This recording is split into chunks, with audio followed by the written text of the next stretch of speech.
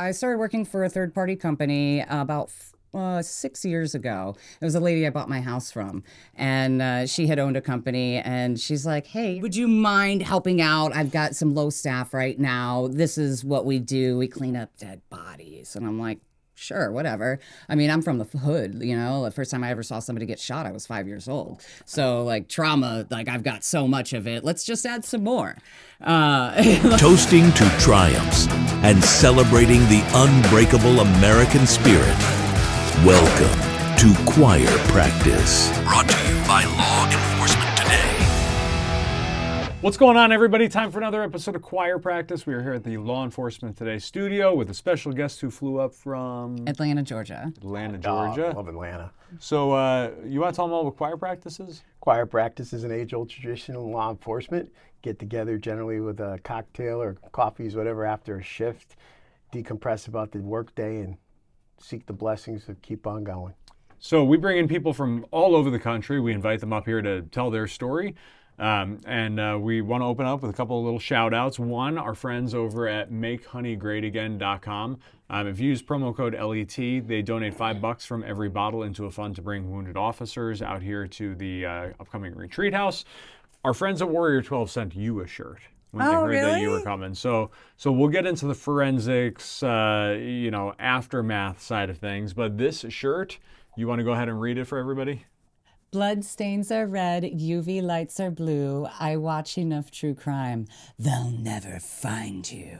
Well, there you go. I love it. So before we get dark, we like to open up every episode with a word of prayer. So Father God, we thank you for joining us all here today to gather to tell their stories, the stories of these men and women from all over the country. We ask for your blessing in helping us to best tell these stories and distribute them all across the world. Lord, we thank you for keeping our families safe while we travel and for helping protect all of those who serve and protect our communities in our country. In Jesus' name, amen. Amen. Who are you? My name is Constance Payne. I'm an actor, executive producer. I'm a publisher, author, and my day job, those are all the extra things that I do. There you go. But my day job, I'm a forensic cleaner. Cool. You want to dive in on this one, man? Man, I don't know. Let's why don't we talk about the forensic cleaning stuff? Yeah, well, and because we started, we actually met her through a good friend of mine, Ken Kraus, who's going to be on an episode later today. First Marine Guard hostage in the Iran crisis. Got his book up here. Speak of books, sorry, before we dive into that, you got a shout out to do on a book. Yeah, please. So one of our prior guests, Paul Michael Alpert, wrote this book, Thin Blue Heroes. It's to honor it raises funds to help out Bristol, Connecticut PD, who lost 2 officers about a year and a half ago. Awesome book. It's a children's book. It lists for $30.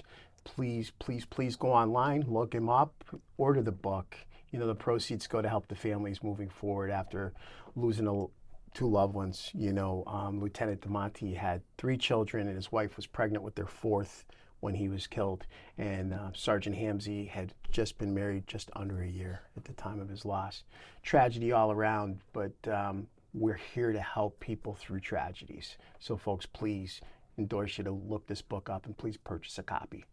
So my boy Ken up in town, Ken said, hey, you got to meet this woman. She'd be great to be featured on the Trudy Jacobson series called Great American Women. So we connected with you there. And that's how we found out about what you're doing on the bodies. Yeah. It's funny because I actually I met Ken in a Marine Corps themed bar, and I used to go there after like hard days at work and everything, just go get some bourbon and a Coke, and nobody would ever talk to me. Like I would just sit there by myself, have a drink or two. I had been going there about a year, and then this little old man just rolls up and he's like, "Hey, what's going on? How you doing?" I was like, "This guy's got some balls. Sounds like it. What's up?" Little old muscle bound. Yeah. That's right. And then we got to talking, and because he was a forensic detective and, did a line of service and everything. And, we just talked about life on the job and dealing with that, how we deal with it afterwards and getting through through that environment. And I asked him if he'd ever written a book before about his time in Iran when he was held hostage for 8 days and tortured. And he said, I kind of started, I've got some notes, and, somebody else was helping me, but I've been doing it for years. I don't know what to do. I'm like, I have a background in publishing. I've been publishing for third-party companies since I was 20 years old. And so this was my first solo project without, some higher ups like not allowing me to do my job, really, like doing the full edit and everything. So I'm really proud of this book. It reads just like a movie. We start with the firefight. We just get right into it. And then his childhood is brought into with his past life while he's in prison, and he's having these flashbacks and everything. So let's dive into a little bit about your backstory. How did you get into the line of work that you're in? I mean, let's go all in on this. Yeah. Well, so I started working for a third-party company about 6 years ago. It was a lady I bought my house from, and she had owned a company, and she's like, "Hey, you're kind of fucked up. Would you mind helping out? I've got some low staff right now. This is what we do. We clean up dead bodies." And I'm like, sure, whatever. I mean, I'm from the hood, The first time I ever saw somebody get shot, I was 5 years old. So, like, trauma, like, I've got so much of it. Let's just add some more. And the very first job that I did, it was a man who had died in his home. He had been there for 3 months. It was a very sad situation because, I could smell this guy from at the beginning of the neighborhood, like way, way far away from the house. And these houses, they're like duplexes, so they're all attached to each other. His lawn's like 6 feet high. You can smell it from outside, mail spilling out of the mailbox. And people are just walking by this every day, like your neighbors, like nobody cared. Nobody, thought to think, what is that smell? It's the smell of death. And, I did the job, I did the cleanup. And then I ate my sandwich and I was like, okay, I can do this job. Where's my check? Because, being an actor, you can't really hold down a 9 to 5. Yeah, I'm always on call. I'm on call for forensic cleaning 24/7. And I've got to be able to have that opportunity to be able to stop and go on set whenever I need to and then pick up where I got back to at life. Mm-hmm. You go. The forensic cleaning. Yeah, I mean... I can smell it right now. Well, no, I mean, I have smelled it. When she said that, I think about a case. We had a woman, we got a call from one of those over long distance stay motels, extended stay. And they said, hey, we think we have can you check welfare? Kind of smells in there. And it was, fall time, late fall. And sure enough, we opened the door and the woman probably, it expired when they did the autopsy. It was about 2-3 weeks prior, and she literally had melted into the mattress. Yeah. And the problem is I'm hoping you can help forward that, is, fortunately she didn't have family local, so they didn't have to come to the scene or anything like that. But when we're done, the guy who came from the ME's office removes the body, and there's the mattress, this disgusting mattress. And typical protocol is just to leave it there. No clean, no hazmat, no nothing. But luckily this guy was really awesome, and he's like, hey, if we rubber glove up, let's do this, because I know her family's going to come at some point, and they don't need to see this. So we did, but that's not standard.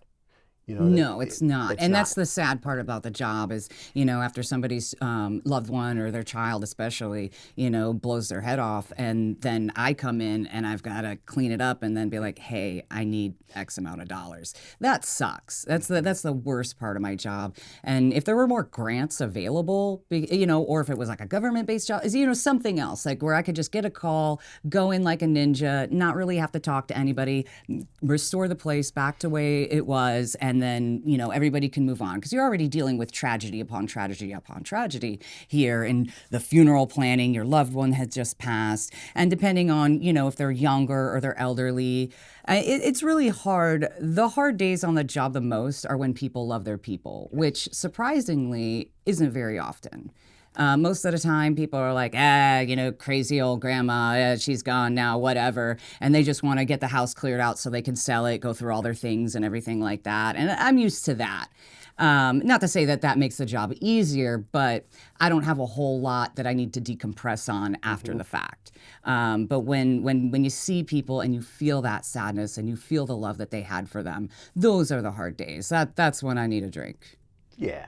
No, I mean, I agree to just further that because, our paramedics were always good if we had med calls and stuff like that. When they did their, trying to save someone's life, they were careful not to take all their stuff with them. But I've seen scenes gone on other ride-alongs in other communities where they just leave everything and just leave.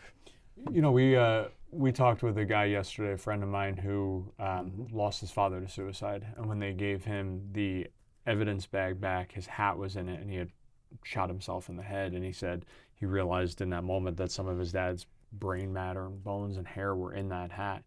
Is that normal? That's not normal. That's not a standard thing. Yeah, that's a biohazard. That should have been, taken care of by the cleanup company. Because I know in my state, in my area, they'll leave those things behind, and that's what I have to inspect and clean up and everything. And it's very odd to hold somebody's hat with a bullet hole and brain matter in it, or just picking up pieces of teeth and skull, like literally out of the drywall. And, a lot of people, for whatever reason, there's always a ceiling fan on and it's just sprayed everywhere.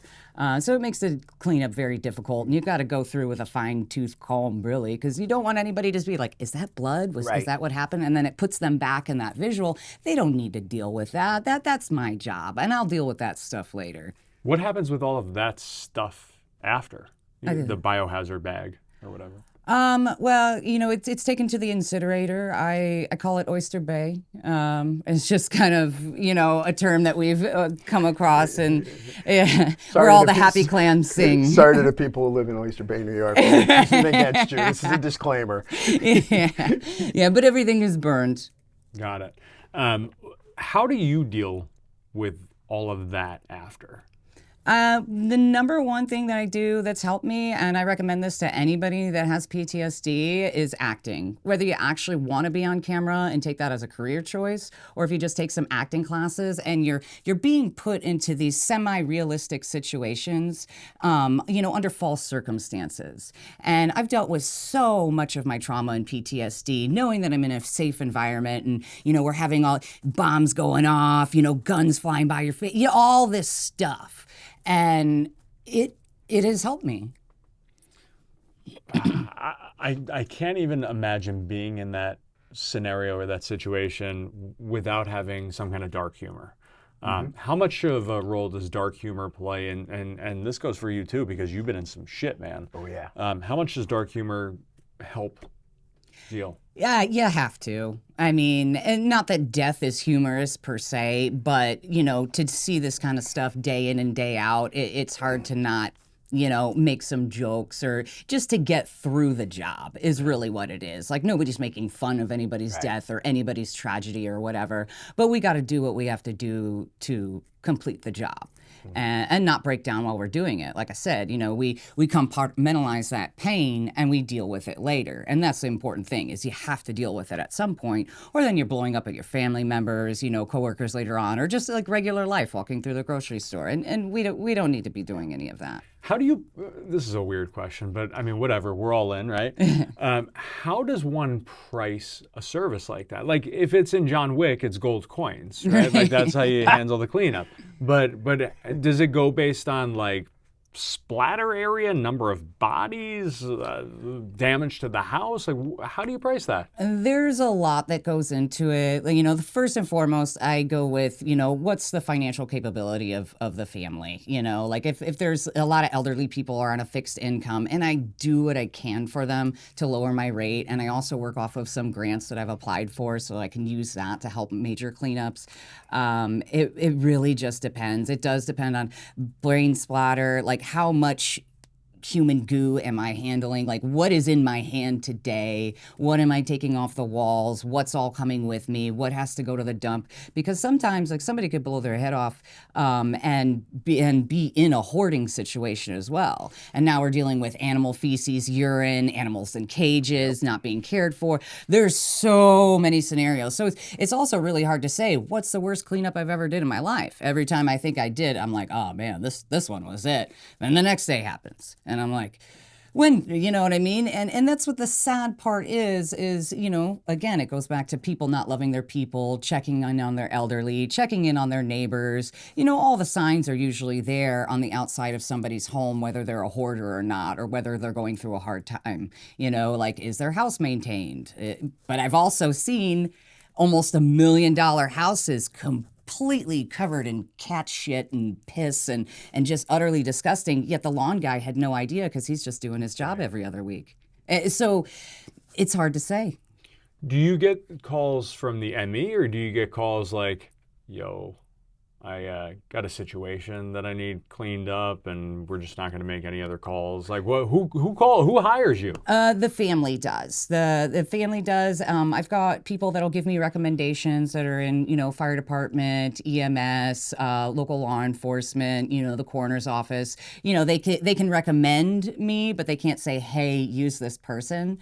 But I do have the best rates in the county because I don't have a whole lot of overhead. It's just me. I run the company. So, and I've got all my supplies in my garage, and I do the best that I can for people. I do it because I truly care. I know what it's like, to experience death firsthand. My son passed away 12 years ago, a week before Christmas. And on my list of tragedies, that is the single most painful thing that I've ever been through in my life. I'm so sorry. Thank you. And then, number 6, my husband, well, soon-to-be ex-husband, he tried to kill me in my own home. He's in prison now.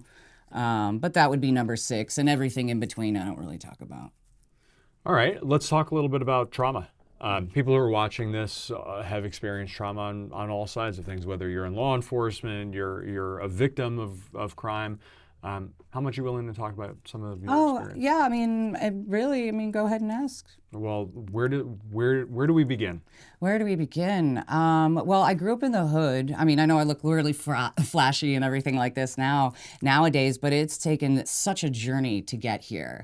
And after my husband tried to kill me, I went back to my hometown. I was so terrified to go back there for 20 years just because of all the trauma and everything. Like, I spent times homeless, and most of my friends are dead, dead from drugs, gang violence, gunshots, all of it.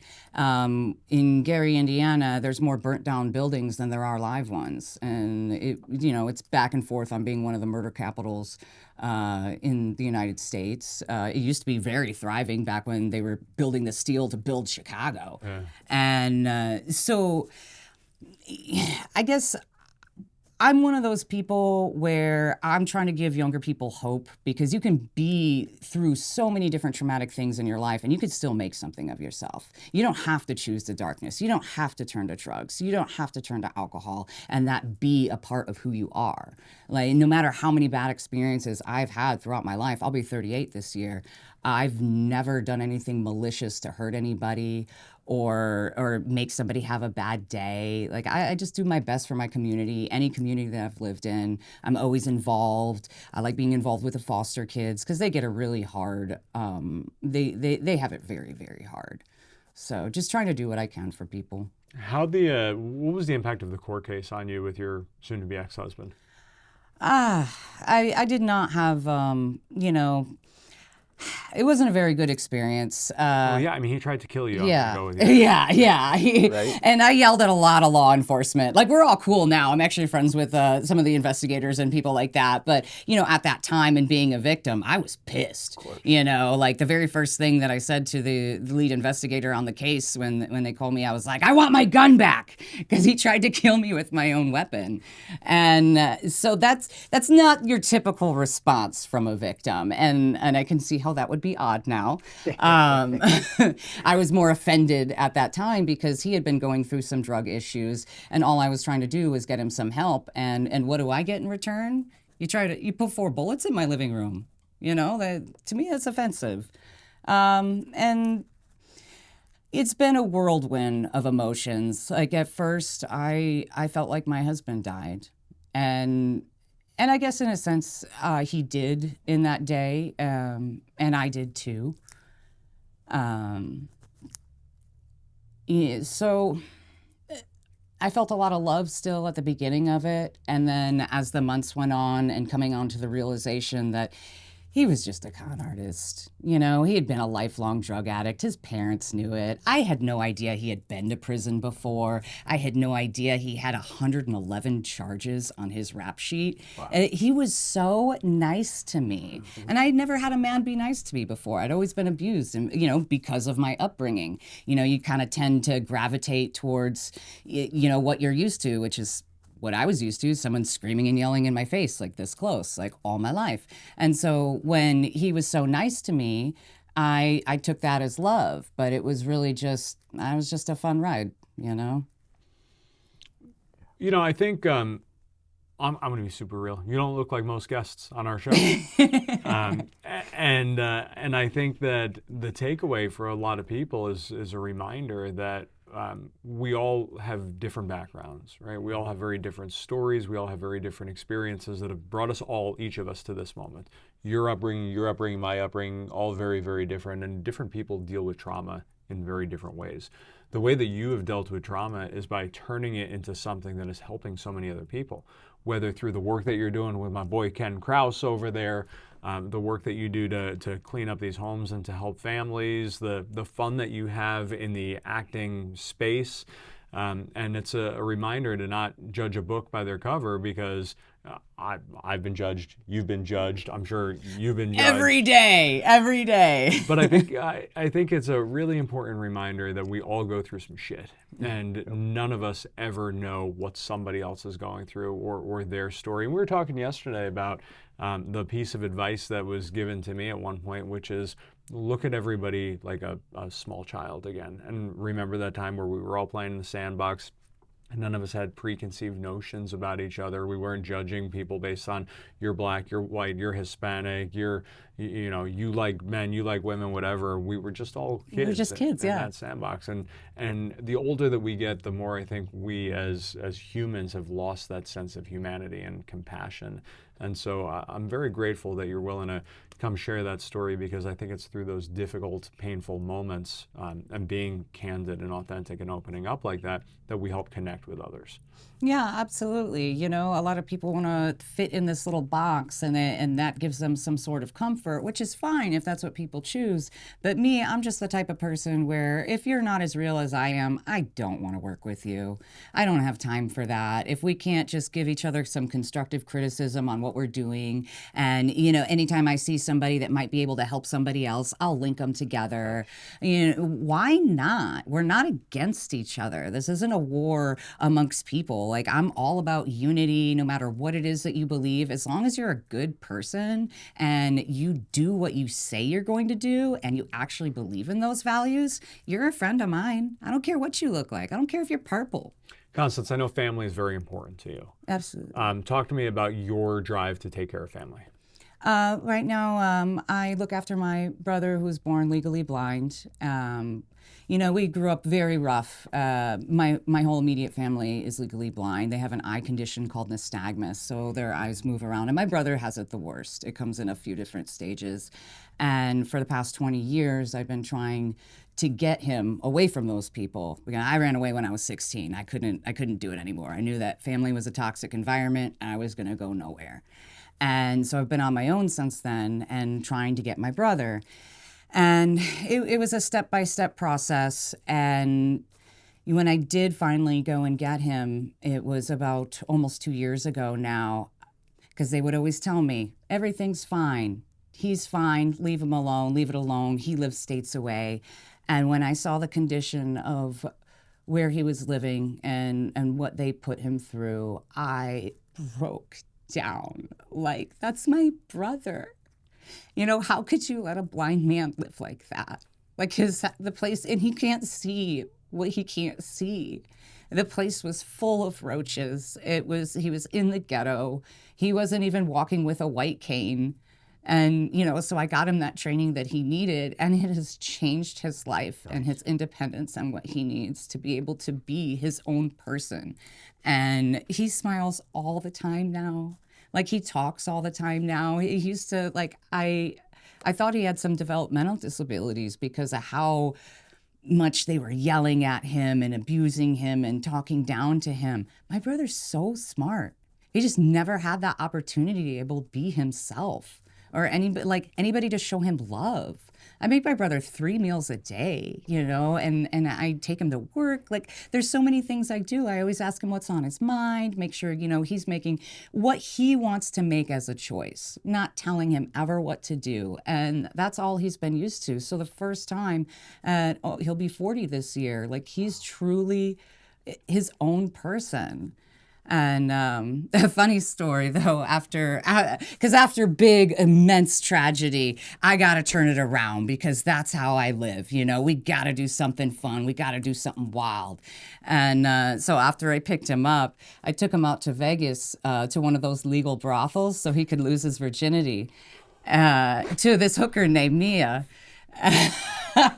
And I told him when I brought him in there, because they have this bar set up there, and you get to pick your girl on the screen. And I was like, all right, buddy, I don't want to know anything. Have fun. And when he came back out, he had the biggest smile on his face. He was like, yeah. And I was like, again, I don't want to know anything.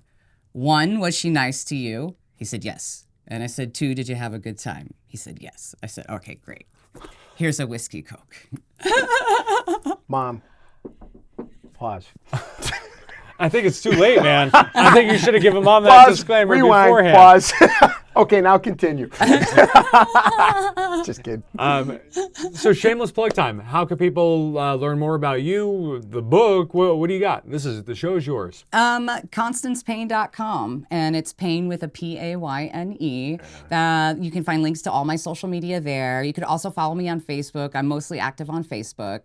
That's where, I just kind of post my daily journeys and all of that. So you'll hear about any book signing events through there, and just the day-to-day, me having fun. You'll see a lot of behind-the-scenes stuff of me in costume. I always like to have a good time, no matter what we're doing on set. I could be screaming and yelling at somebody and knife-handing them, and then they yell cut, and I'm like, oh, hee, telling little jokes and stuff. You have the same laugh as Bernie when he's had a couple of cocktails. Bernie. That's Michael Jackson, baby. And the book? Oh, the book, A Marine Endures Hell, the story of Ken Kraus. He was the first Marine held captive and tortured in Iran back in 1979. And you can find him on kenkraus.com. We've got a book signing April 20th at Reformation Brewery in Atlanta, Georgia. You just transformed like that. You went from fun, goofy to We got one today too. We got one today too. Law enforcement today. Yeah. I got nothing, man. This has been an enlightening episode. Thank you for being willing to come out here, share your story. Oh, absolutely, anytime. Yeah, you know what? Always resiliency is a beautiful thing, and when victims become, when you're a victim of something and you step up, it's always good things are going to happen. So thank you for what you're doing. Where can people hire you to dispose of the bodies? Is that on the website too? She doesn't dispose the bodies. Just the pieces of them that's left. Yeah. I run Fresh Start Forensic Cleaning Company. Number is 470-800-1957. And that's freshstartbio.com. Deal. I got nothing. We're wrapping. Hey, thanks for coming out. Thank you all for watching this episode. Thanks for hitting that share button. Thanks for buying my boy Ken's book. Thanks for hiring her to hide the bodies. God bless you all. God bless America. See you soon. Congratulations, UConn. Thank you for joining us at Choir Practice. For more, please visit lawenforcementtoday.com.